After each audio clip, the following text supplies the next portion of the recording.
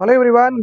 आज हम पढ़ेंगे न्यू इनकम टैक्स रिजीम और ओल्ड इनकम टैक्स रिजीम का differences according to the budget 2024 के हिसाब से। ठीक है, चलिए हम लेक्चर शुरू करते हैं। ये पिक्चर मैं इसलिए रखा हूँ कि आपको एक इन्फॉर्मेशन यहाँ पे दूँ।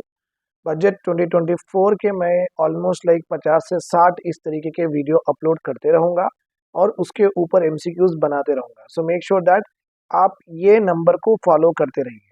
Video lecture 1, so budget 24, video lecture 2 होगा, 3 होगा, इस तरीके से ये लेक्चर्स बढ़ते जाएंगे। तो आपको एक ही जगह पे बजट का पूरा सा कॉम्प्रहेंसिव और एलॉबरेट अंडरस्टैंडिंग बजट की मिल जाएगी। विद रिगार्ड टू फैक्ट्स रहो, एनालिसिस रहो, स्कीम्स रहो, और इसके ऊपर एमसीक्यू किस तरीके से बनेंगे। हम एमसीक्यू सेशन भी शुरू करेंगे ये होने के बाद। सो 5-6 दिन सिर्फ बजट ही पढ़ेंगे अपने चैनल पे और उसकी हम मास्टरी करेंगे। और बजट रिलेटेड स्टैटिक्स पे मैं ऑलरेडी पूरे 12 से 13 पार्ट बना चुका हूँ, वो देखना ज़रूरी है। चलो शुरू करते हैं अपना टॉपिक, ओल्ड टैक्स रिजीम और न्यू टैक्स रिजीम का डिफरेंस क्या है। ठीक है, चलिए यहाँ पे एक छोटा सा एडवर्टाइजमेंट है। ऑनलाइन यूपीएससी मेंटरशिप अगर आप चाहते हैं तो ये इम्पोर्टेंट फीचर्स है इसके, और ये नंबर पे आप कॉल या व्हाट्सअप कर सकते हैं जिससे मैं कनेक्ट होऊंगा और आपको मैं कंप्लीट एक डेमो सेशन दूंगा किस तरीके से ये मेंटरशिप होगी और क्या क्या सब्जेक्ट्स और किस तरीके से माइक्रो लिस्टिंग ऑफ हम टॉपिक्स करेंगे और एमसीक्यू सेशंस किस तरीके से होंगे। So all that I will be discussing with you in the session only, online session.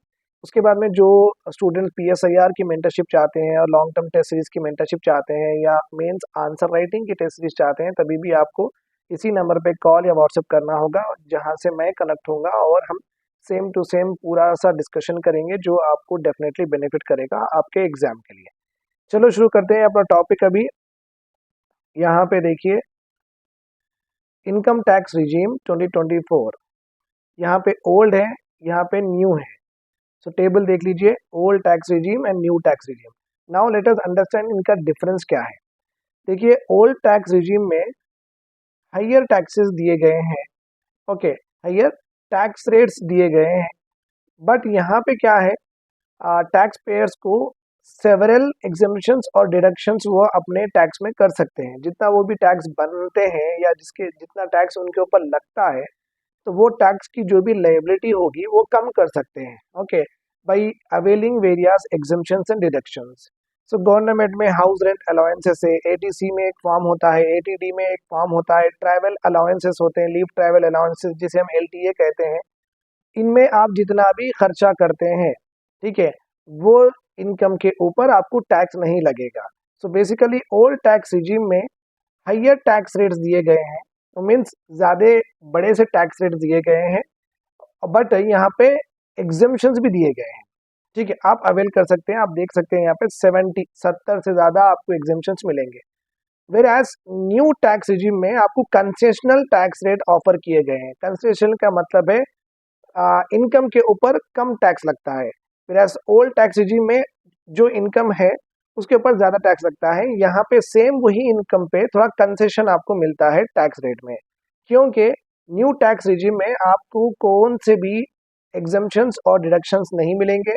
आप एचआरए क्लेम नहीं कर सकते हैं, एटीसी में रहो, इंश्योरेंस रहो, पेंशन रहो, गवर्नमेंट के बॉन्ड्स आप खरीदते हैं, ठीक है, लीव ट्रैवल अलाउंसेस एलटी होते हैं। इस तरीके के एग्जम्पशंस एंड डिडक्शंस आप अवेल नहीं कर सकते हैं अगर आप न्यू टैक्स रिजीम फॉलो करके आपका इनकम टैक्स बनते हैं। तो वैसे ओल्ड टैक्स रिजीम में टैक्स रेट हायर है, बट आप मैक्सिमम एग्जेम्पशंस और डिडक्शंस ले सकते हैं। यह सबसे बड़ा डिफरेंस है।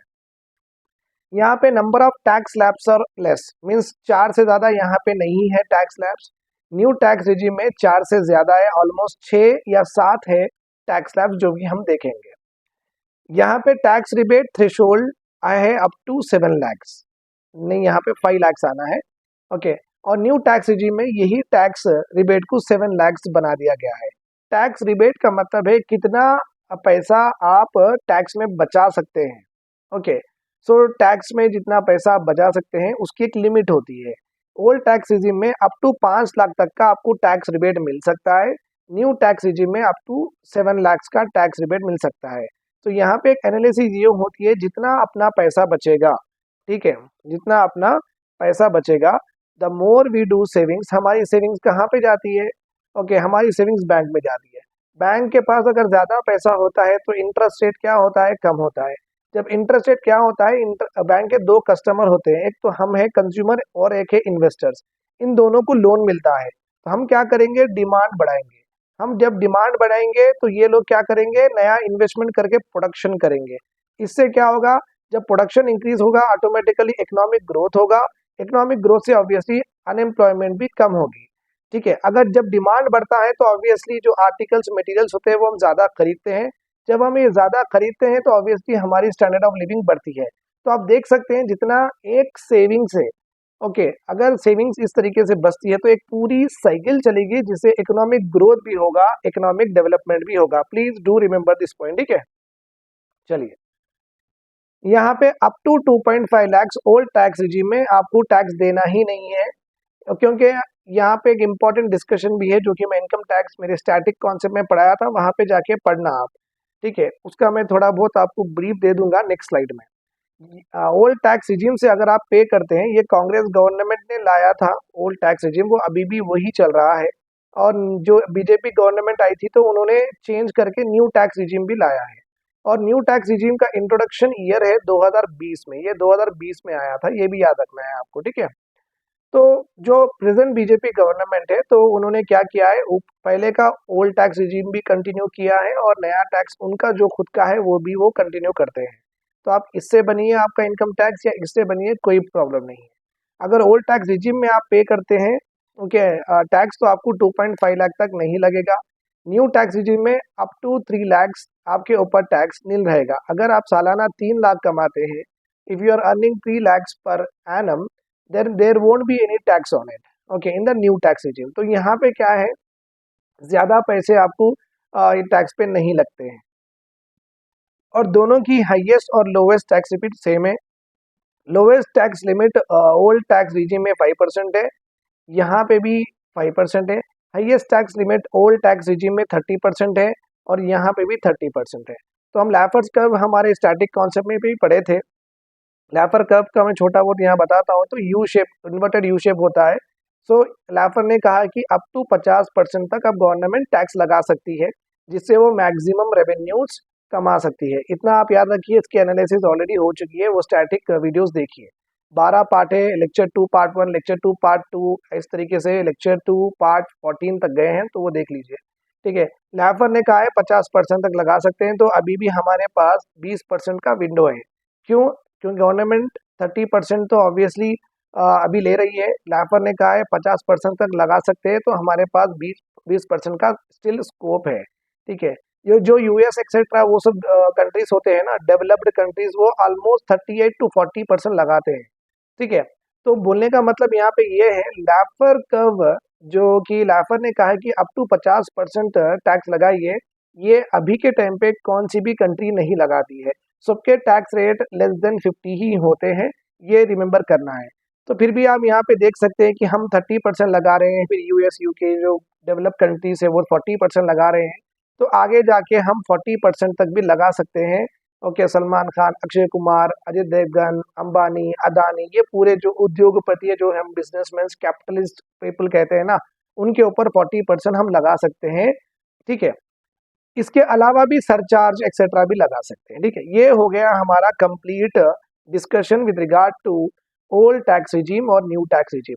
अभी हम इसके प्रॉपर टैक्स पढ़ लेंगे तो हमारा यहाँ पे हो जाएगा लेक्चर, ठीक है। ओल्ड टैक्स रिजीम, ये यहाँ पे नहीं आना है, ठीक है।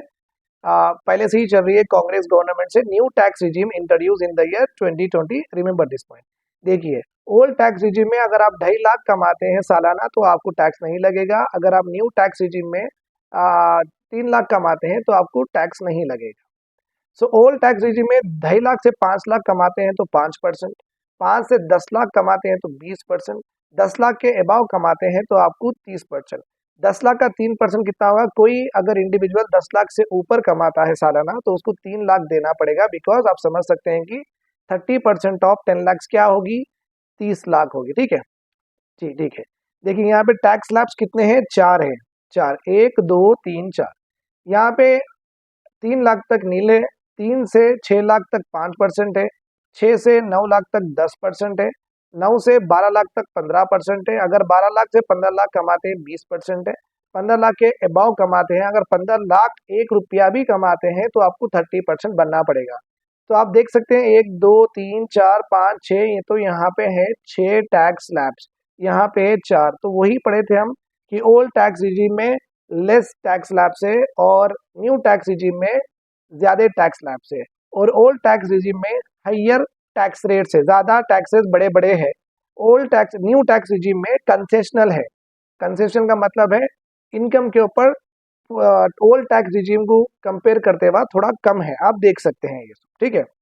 बट यहाँ पे आप एग्जेम्पशंस और डिडक्शंस अवेल कर सकते हैं, यहाँ पे वो चीज नहीं कर सकते हैं, ठीक है। I hope this is all clear to you. Thanks a lot for watching to me. Do subscribe to the channel and tell to your friends about the channel, and so that we can keep going. Thank you.